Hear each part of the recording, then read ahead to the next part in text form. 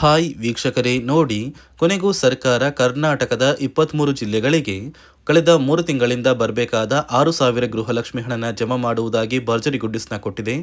August 15 ಅಂದರೆ ಶನಿವಾರ ಕರ್ನಾಟಕದ ಯಾವ ಜಿಲ್ಲೆಗಳಿಗೆ ಹಣ ಬರ್ತಾ ಇದೆ ಅಂದರೆ ಬಾಗಲಕೋಟೆ, ಬೆಂಗಳೂರು ನಗರ, ಬೆಂಗಳೂರು ಗ್ರಾಮಾಂತರ, ಬೆಳಗಾವಿ, ಬಳ್ಳಾರಿ, ಬೀದರ್, ವಿಜಯನಗರ, ಚಾಮರಾಜನಗರ, ಚಿಕ್ಕಮಗಳೂರು, ಚಿತ್ರದುರ್ಗ, ದಕ್ಷಿಣ ಕನ್ನಡ, ದಾವಣಗೆರೆ, ಧಾರವಾಡ, ಗದಗ, ಕಲಬುರಗಿ, ಹಾಸನ, ಹಾವೇರಿ, ಕೊಡಗು, ಕೋಲಾರ, ಕೊಪ್ಪಳ, ಮಂಡ್ಯ, ಮೈಸೂರು, ರಾಯಚೂರು, ರಾಮನಗರ, ಶಿವಮೊಗ್ಗ, ತುಮಕೂರು, ಉಡುಪಿ, ಉತ್ತರ ಕನ್ನಡ, ಯಾದಗಿರಿ ಈ ಜಿಲ್ಲೆಗಳಿಗೆ ಹಣ ಬರ್ತಾ ಇದೆ. ಆದರೆ ಸುಮಾರು 7ರಿಂದ 8 ಲಕ್ಷ ಮಹಿಳೆಯರಿಗೆ ಹಣ ಕ್ಯಾನ್ಸಲ್ ಆಗಿದೆ.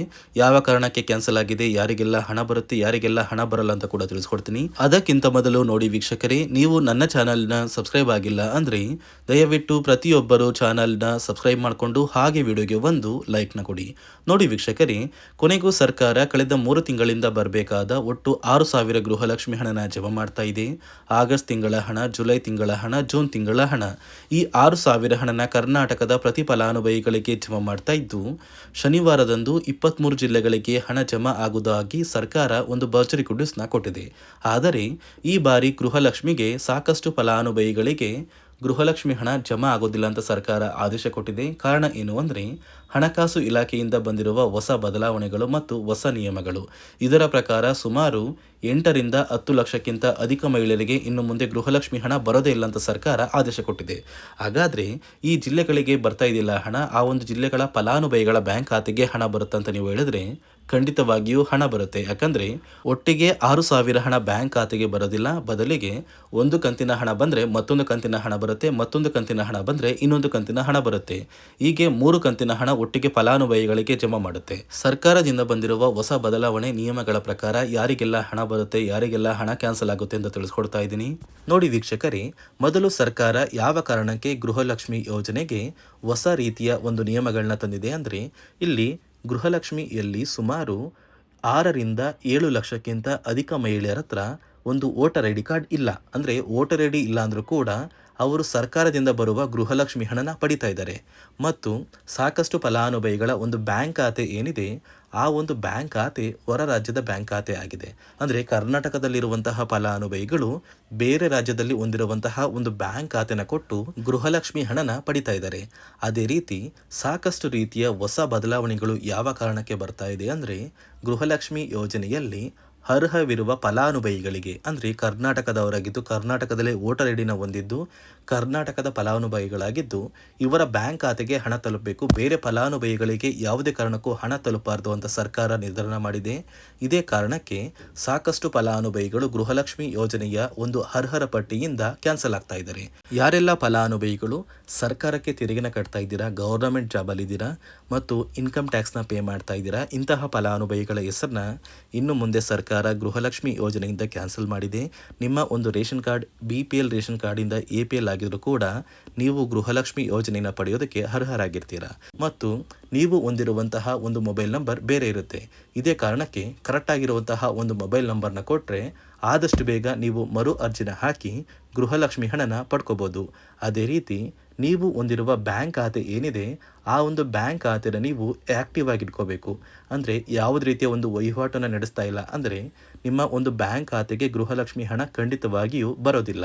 ಅದೇ ರೀತಿ ನೋಡಿ ವೀಕ್ಷಕರೇ, ನಿಮ್ಮ ಮನೆಯ ಕುಟುಂಬರು ಅಂದರೆ ಗೃಹಲಕ್ಷ್ಮಿ ಯೋಜನೆಯ ಒಂದು ಸದಸ್ಯ ಏನಾರನ್ನು ಮರಣ ಹೊಂದಿದ್ದು ಅವರ ಬದಲಾಗಿ ನೀವು ಅಪ್ಲಿಕೇಶನ್ ಹಾಕ್ತೀವಿ ಅಂದರೆ ಅದು ಸಾಧ್ಯವಿಲ್ಲ. ಯಾಕಂದರೆ ನಿಮ್ಮ ಒಂದು ರೇಷನ್ ಕಾರ್ಡಲ್ಲಿ ಮನೆಯ ಯಜಮಾನಿ ಯಾರಿರ್ತಾರೆ ಅವರೇ ಮಾತ್ರ ಗೃಹಲಕ್ಷ್ಮಿ ಯೋಜನೆಗೆ ಅರ್ಹರಾಗಿರ್ತಾರೆ. ಒಂದು ವೇಳೆ ಮನೆಯ ಸದಸ್ಯರು ಯಜಮಾನಿಯಾಗಿದ್ದು ಅವರು ಮರಣ ಹೊಂದಿದ್ರೆ ನೀವು ಗೃಹಲಕ್ಷ್ಮಿ ಯೋಜನೆಗೆ ಅಪ್ಲಿಕೇಶನ್ ಹಾಕೋದಕ್ಕೆ ಆಗೋದಿಲ್ಲ. ಮೊದಲು ನಿಮ್ಮ ಮನೆಯಲ್ಲಿ ಇರುವಂತಹ ಒಂದು ಹೆಣ್ಣು ಮಗಳು ಅಂದರೆ ಮಹಿಳೆ, ನಿಮ್ಮ ಒಂದು ಪತ್ನಿ ಇರ್ಬೋದು ಅಥವಾ ನಿಮ್ಮ ಒಂದು ತಾಯಿ ಇರ್ಬೋದು, ಅವ್ರನ್ನ ಮನೆಯ ಯಜಮಾನಿ ನೀವು ಮಾಡಬೇಕಾಗುತ್ತೆ. ಸೊ ಮನೆಯ ಯಜಮಾನಿ ಮಾಡಿದ ನಂತರ ಮಾತ್ರ ನೀವು ಗೃಹಲಕ್ಷ್ಮಿಯ ಸೌಲಭ್ಯನ ಪಡ್ಕೋಬೋದು. ಒಂದು ವೇಳೆ ನೀವು ಗೃಹಲಕ್ಷ್ಮಿಗೆ ಹೊಸದಾಗಿ ಅರ್ಜಿ ಹಾಕಬೇಕು ಅಂದರೆ ಇದೀಗ ಸರ್ಕಾರ ಅದಕ್ಕೂ ಕೂಡ ಕರ್ನಾಟಕ 1, ಗ್ರಾಮ 1 ಅಥವಾ ಬೆಂಗಳೂರು 1 ಸೇವಾ ಕೇಂದ್ರದಲ್ಲಿ ಅವಕಾಶ ಮಾಡಿಕೊಟ್ಟಿದೆ. ಆದರೆ ಮೊದಲ ಥರ ಇವಾಗ ನೀವು ಅರ್ಜಿನ ಹಾಕೋದಕ್ಕೆ ಆಗೋದಿಲ್ಲ. ಬದಲಿಗೆ ನಿಮ್ಮ ರೇಷನ್ ಕಾರ್ಡ್ನ ತೊಗೊಂಡೋಗ್ಬೇಕು, ನಿಮ್ಮ ಆಧಾರ್ ಕಾರ್ಡ್ನ ತೊಗೊಂಡೋಗ್ಬೇಕು, ನಿಮ್ಮ ಒಂದು ಪತಿಯ ಆಧಾರ್ ಕಾರ್ಡ್ನ ಕೂಡ ತೊಗೊಂಡೋಗ್ಬೇಕಾಗುತ್ತೆ. ನಿಮ್ಮ ವೋಟರ್ ಐ ಡಿ ಕೂಡ ಕಡ್ಡಾಯವಾಗುತ್ತೆ. ನಿಮ್ಮ ವೋಟರ್ ಐ ಡಿ ನಿಮ್ಮ ಹತ್ರ ಇದ್ದರೆ ಮಾತ್ರ ನೀವು ಗೃಹಲಕ್ಷ್ಮಿ ಯೋಜನೆಯ ಒಂದು ಅರ್ಹತೆಯನ್ನು ಪಡ್ಕೋತೀರಾ.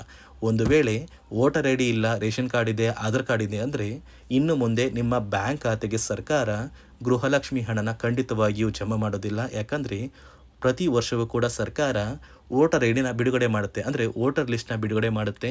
ಈ ಒಂದು ಲಿಸ್ಟಲ್ಲಿ ಕೆಲವು ಫಲಾನುಭವಿಗಳ ಒಂದು ಹೆಸರನ್ನ ಕ್ಯಾನ್ಸಲ್ ಮಾಡುತ್ತೆ. ಒಂದು ವೇಳೆ ನಿಮ್ಮ ವೋಟರ್ ಐ ಡಿ ಏನಾದರೂ ಕ್ಯಾನ್ಸಲ್ ಆಗಿದ್ದರೆ ನಿಮ್ಮ ಬ್ಯಾಂಕ್ ಖಾತೆಗೆ ಗೃಹಲಕ್ಷ್ಮಿ ಹಣನ ಸರ್ಕಾರ ಕ್ಯಾನ್ಸಲ್ ಮಾಡುತ್ತೆ. ಈ ಕೂಡಲೇ ನೀವು ನಿಮ್ಮ ದಾಖಲಾತಿಗಳು ಎಲ್ಲ ಕೂಡ ಸರಿ ಇದೆಯಾ ಅಂತ ತಿಳ್ಕೊಳ್ಳಿ. ಹಾಗಾದರೆ ಮಾತ್ರ ನೀವು ಗೃಹಲಕ್ಷ್ಮಿ ಯೋಜನೆಗೆ ಅರ್ಹರಾಗಿರ್ತೀರಾ. ಸರ್ಕಾರ ಯಾವ ಕಾರಣಕ್ಕೆ ಈ ರೀತಿಯ ಹೊಸ ಬದಲಾವಣೆಗಳನ್ನ ತರ್ತಾ ಇದೆ ಅಂದರೆ, ಇಲ್ಲಿಯವರೆಗೂ ಸುಮಾರು 60 ಕೋಟಿಗಿಂತ ಅಧಿಕ ಮೊತ್ತನ ಸರ್ಕಾರ ನಷ್ಟ ಮಾಡಿಕೊಂಡಿದೆ. ಅಂದರೆ ಫಲಾನುಭವಿಗಳು ನಮ್ಮ ಕರ್ನಾಟಕದವರೇ ಅಲ್ಲ, ಅಂತಹ ಫಲಾನುಭವಿಗಳಿಗೂ ಕೂಡ ಸರ್ಕಾರದಿಂದ ಹಣ ಹೋಗಿದೆ ಮತ್ತು ಸಾಕಷ್ಟು ಫಲಾನುಭವಿಗಳು ಮರಣ ಹೊಂದಿದ್ದಾರೆ. ಅಂತಹ ಫಲಾನುಭವಿಗಳಿಗೂ ಕೂಡ ಹಣ ಹೋಗ್ತಾ ಇದೆ ಮತ್ತು ಫಲಾನುಭವಿಗಳು ಹೊಂದಿರುವ ಬ್ಯಾಂಕ್ ಖಾತೆ ಕೂಡ ಆ್ಯಕ್ಟಿವ್ ಇಲ್ಲ. ಅಂತಹ ಫಲಾನುಭವಿಗಳಿಗೂ ಕೂಡ ಹಣ ಹೋಗಿದೆ ಮತ್ತು ಸಾಕಷ್ಟು ಫಲಾನುಭವಿಗಳು ಏನು ಮಾಡಿದ್ದಾರೆ ಅಂದರೆ, ಅವರ ಮನೆ ಕುಟುಂಬದ ಯಜಮಾನಿ ಅಂದರೆ ಹೆಡ್ ಆಫ್ ದ ಫ್ಯಾಮಿಲಿ ಇರ್ತಾರಲ್ಲ, ಸೊ ಆ ಒಂದು ಮಹಿಳೆ ಮರಣ ಹೊಂದಿರ್ತಾರೆ.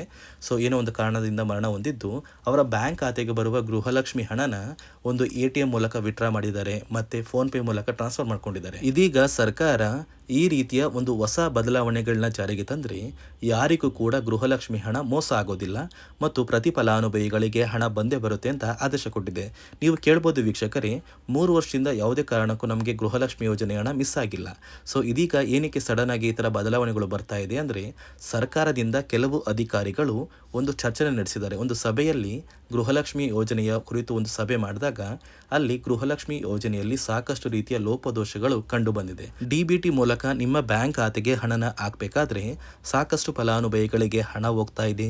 ಸಾಕಷ್ಟು ಫಲಾನುಭವಿಗಳಿಗೆ ಹಣ ಹೋಗಿದ್ರು ಅವರ ಬ್ಯಾಂಕ್ ಖಾತೆಗೆ ಜಮಾ ಆಗ್ತಾ ಇಲ್ಲ, ಬದಲಿಗೆ ಆ ಒಂದು ಹಣ DBTಯಲ್ಲೇ ಸ್ಟಕ್ ಆಗ್ತಾ ಇದೆ ಮತ್ತು ಸರ್ಕಾರಕ್ಕೂ ಕೂಡ ಆ ಒಂದು ಹಣ ಬರ್ತಾ ಇಲ್ಲ. ಮತ್ತು ಸರ್ಕಾರ ಹಾಕಿರುವ ಹಣ ಇನ್ನೂ ಕೂಡ ಹಾಗೇ ಇದೆ. ಸಾಕಷ್ಟು ಫಲಾನುಭವಿಗಳು ಆ ಒಂದು ಹಣನ ಯೂಸ್ ಕೂಡ ಮಾಡ್ತಾ ಇಲ್ಲ, ಅಂದರೆ ಅದು ಬ್ಯಾಂಕ್ ಖಾತೆಯಲ್ಲಿ ಹಂಗೇನೆ ಇದೆ. ಇದೇ ಕಾರಣಕ್ಕೆ ಸರ್ಕಾರ ಈ ರೀತಿಯ ಹೊಸ ಬದಲಾವಣೆಗಳನ್ನ ತಂದಿದ್ದು. ಹೌದು ವೀಕ್ಷಕರೇ, ಈಗಾಗಲೇ ಗೃಹಲಕ್ಷ್ಮಿ ಯೋಜನೆಯಲ್ಲಿ ಸರ್ಕಾರ ಕೆಲವೊಂದು ನಿಯಮಗಳು ಬದಲಾವಣೆಗಳನ್ನ ಜಾರಿಗೆ ತಂದಿರೋದು ನಿಜ. ಇದೇ ರೀತಿ ಸಾಕಷ್ಟು ಫಲಾನುಭವಿಗಳಿಗೆ ಗೃಹಲಕ್ಷ್ಮಿ ಹಣ ಕೂಡ ಕ್ಯಾನ್ಸಲ್ ಆಗ್ತಾ ಇರೋದು ನಿಜ. ಯಾಕಂದರೆ ಕರ್ನಾಟಕದಲ್ಲಿ ಇರುವ ಫಲಾನುಭವಿಗಳು ಮತ್ತು ಕರ್ನಾಟಕದ ದಾಖಲಾತಿಗಳನ್ನ ಹೊಂದಿರುವ ಫಲಾನುಭವಿಗಳಿಗೆ ಮಾತ್ರ ಕರ್ನಾಟಕದಲ್ಲಿ ಸಿಗುವ ಪ್ರತಿಯೊಂದು ಯೋಜನೆಯ ಸೌಲಭ್ಯ ಸಿಗಬೇಕು ಅನ್ನೋದು ಸರ್ಕಾರದ ಒಂದು ಮೂಲ ಉದ್ದೇಶ ಆಗಿದೆ. ಇದೇ ಕಾರಣಕ್ಕೆ ಎಲ್ಲ ಫಲಾನುಭವಿಗಳ ಒಂದು ದಾಖಲಾತಿಗಳನ್ನ ಮರುಪರಿಶೀಲನೆ ಮಾಡ್ತಾ ಇದ್ದಾರೆ. ಆದಷ್ಟು ಬೇಗ ನಿಮ್ಮ ದಾಖಲಾತಿ ಕೂಡ ಮರುಪರಿಶೀಲನೆ ಆಗಿದ್ದರೆ 3 ತಿಂಗಳ ಗೃಹಲಕ್ಷ್ಮಿ ಹಣ ಬಂದೇ ಬರುತ್ತೆ. ನಿಮ್ಮ ಸ್ನೇಹಿತರ ಬ್ಯಾಂಕ್ ಖಾತೆಗೂ ಕೂಡ ಗೃಹಲಕ್ಷ್ಮಿ ಹಣ ಬಂದೇ ಬರುತ್ತೆ. ಈ ಒಂದು ವಿಡಿಯೋನ ನಿಮ್ಮ ಪ್ರತಿಯೊಂದು ಸ್ನೇಹಿತರಿಗೆ ಶೇರ್ ಮಾಡಿ ಅವರ ಬ್ಯಾಂಕ್ ಖಾತೆಗೆ ಹಣ ಆದಷ್ಟು ಬೇಗ ಬರುತ್ತೆ ಅಂತ ತಿಳಿಸಿ. ಮತ್ತು ಇಲ್ಲಿಯವರೆಗೂ ನಿಮ್ಮ ಬ್ಯಾಂಕ್ ಖಾತೆಗೆ ಗೃಹಲಕ್ಷ್ಮಿ ಯೋಜನೆಯ ಎಷ್ಟು ತಿಂಗಳ ಹಣ ಬಂದಿದೆ ಅಂತ ಪ್ರತಿಯೊಬ್ಬರನ್ನು ಕಮೆಂಟ್ನ ಮಾಡಿ ಅಂತ ಹೇಳ್ತಾ ಇದ್ದೀನಿ. ಇದಿಷ್ಟು ಸರ್ಕಾರದಿಂದ ಬಂದಿರುವ ಮಾಹಿತಿಯಾಗಿದ್ದು, ನಾನು ಕೊಟ್ಟಿರುವಂತಹ ಮಾಹಿತಿ ನಿಮಗೆ ಇಷ್ಟ ಆಗಿದ್ದಲ್ಲಿ ದಯವಿಟ್ಟು ಪ್ರತಿಯೊಬ್ಬರು ನನ್ನ ಚಾನಲ್ನ ಸಬ್ಸ್ಕ್ರೈಬ್ ಮಾಡಿಕೊಂಡು ಹಾಗೆ ವಿಡಿಯೋಗೆ ಒಂದು ಲೈಕ್ನ ಕೊಡಿ.